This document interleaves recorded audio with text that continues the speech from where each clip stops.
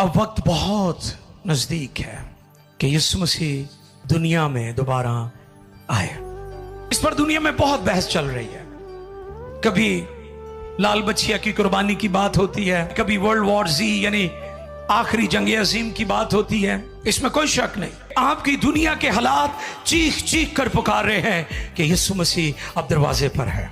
मसीह की आमद-ए-सानी पर बहुत सारे अजीब और हैरान कुन काम होने को है, लेकिन एक काम का जिक्र यहां पर मैं करना चाहूंगा, वो है ईमानदारों का आसमान पर उठाया जाना।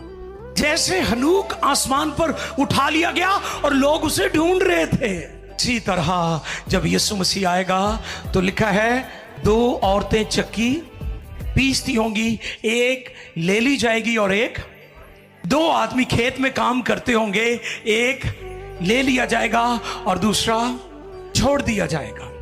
यीशु मसीह की आमद-ए-सानी